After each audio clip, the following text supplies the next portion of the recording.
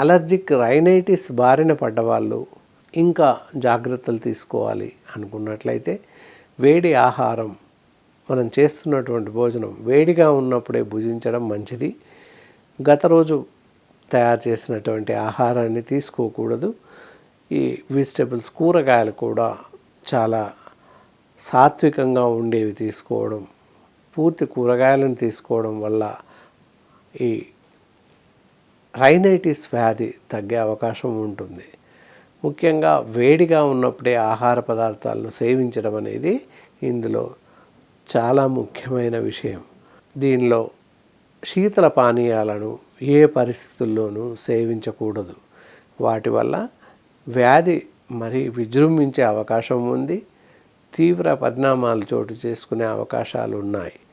కాబట్టి తప్పకుండా పైన చెప్పినటువంటి పథ్యంను పాటించి మీ ఆరోగ్యాన్ని కాపాడుకుంటూ ఈ తుమ్ముల బారిన పడకుండా మీ శరీరాన్ని కాపాడుకుంటారని ఆశిస్తున్నాను. ఎప్పుడైతే ఈ వ్యాధి బారిన పడతారో అలాంటప్పుడు చాలా జాగ్రత్తగా మంచి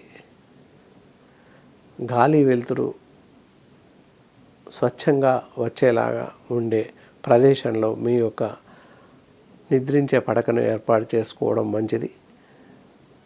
పైన చెప్పినట్టుగా మంచి ఊలు దుస్తులను ధరించడం, చలిలో ప్రయాణించకపోవడం, చలి ప్రదేశాల్లో నిద్రించకపోవడం చాలా మంచిది.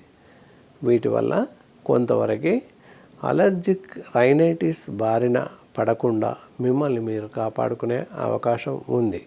అంతేకాక ఈ చలువ చేసే పండ్లు ఏవైతే ఉన్నాయో కొన్ని రకాల పండ్లను తినకపోవడం కూడా మంచిది. పరిగడుపున అరటిపళ్ళు కానీ, ద్రాక్ష, గ్రేప్స్ అంటారు, అలాంటివి తినకుండా ఉండడం చాలా మంచిది. అంతేకాకుండా ఈ జలుబు చేసేటటువంటి ఆహార పదార్థాలు చాలా ఉంటాయి.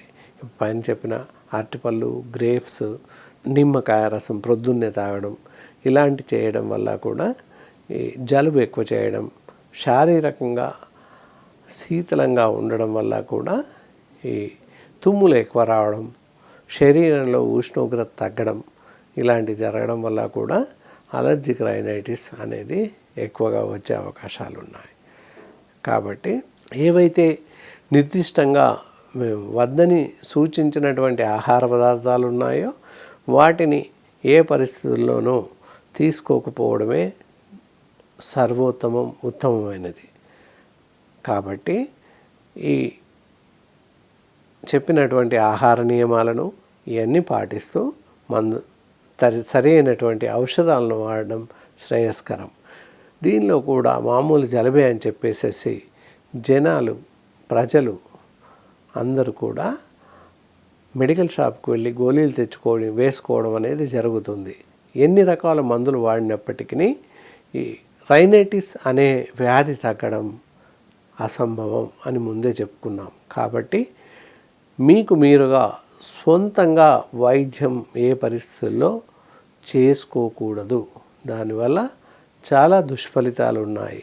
చూస్తే సింపుల్గా తుమ్ములు మాత్రమే, జలుబే అవుతుంది అని చెప్పేసేసి అనుకునే అవకాశం ఉంది.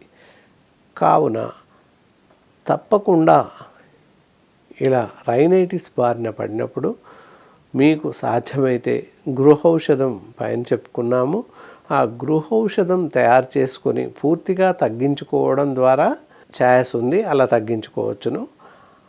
అలా గృహౌషధం తయారు చేసుకోలేని పరిస్థితుల్లో తప్పకుండా మంచి అనుభవజ్ఞులైనటువంటి ఆయుర్వేద వైద్య నిపుణులని లేదా మాలాంటి వాళ్ళని సంప్రదించి మీ జబ్బులను అలర్జిక్ రైనైటిస్ బారిన పడినప్పటికీ తగ్గించుకొని మిమ్మల్ని మీరు కాపాడుకుంటారని ఆశిస్తున్నాము.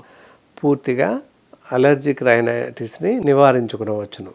మరియు ఇంకొక రకమైనటువంటి గృహ చికిత్సా విధానం ఉంటుంది.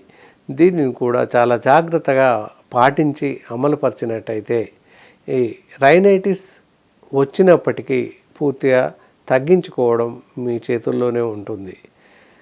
ఏంటంటే ఒక 10 grams పిప్పలి పౌడర్, ఒక 10 grams శొంఠి పౌడర్, ఇలాంటివి తీసుకొని ఇందులో వాసా పౌడర్, అడ్డసరం అంటారు, వాసా పౌడర్ ఒక 10 గ్రామ్స్ తీసుకొని ఇందులో కొంతవరకు ఇలాచీ పౌడర్ ఒక 5 గ్రామ్స్ వేసి పూర్తిగా సపరేట్గా వేటికి అవిగా చూర్ణాలు చేసుకొని పూర్తిగా మంచిగా మిక్స్ చేసుకొని గాజు జార్లో శుభ్రపరిచి అందులో భద్రపరచుకోవాలి. మనకి అవసరం ఉన్నప్పుడు 1 నుంచి 2 గ్రాముల వరకు ఈ చూర్ణాన్ని తీసుకొని పూర్తిగా కషాయం మాదిరిగా, అంటే 2 గ్రామ్స్ పౌడర్, తర్వాత 1 tumbler of water, 200 ml of water పూర్తిగా తీసుకొని ఈ నీటిని కషాయంలాగా మరిగించాలి. పూర్తిగా మరిగించి 1/4 వరకు, అంటే 30 ml అయ్యే వరకు మరిగించేసి, అట్లీస్ట్ 30 ml అవుతే ఈజీగా తాగడానికి ఉంటుంది. ఇలా తయారు చేసుకున్నటువంటి హెక్స్ట్ కషాయాన్ని ఉదయము సాయంత్రం గోరువెచ్చగా ఉన్నప్పుడు తాగినట్లయితే ఈ ఎలర్జిక్ రైనైటిస్ అనేటటువంటి బాధ పూర్తిగా తగ్గే అవకాశం ఉంది. ఈ కషాయాన్ని ఉదయము సాయంత్రము పరిగడుపున, అంటే ఎంటీ స్టమక్న తీసుకున్నట్లయితే పూర్తిగా తొందరగా ఉపశమించే అవకాశం ఉంది. దీంతో పాటు ఇంకొక రకమైనటువంటి గృహ చికిత్సా విధానం ఉంది. దానిలో ఏంటంటే నీలగిరి నూనె ఉంటుంది, యాకలిప్టస్ ఆయిల్ అని ఉంటుంది.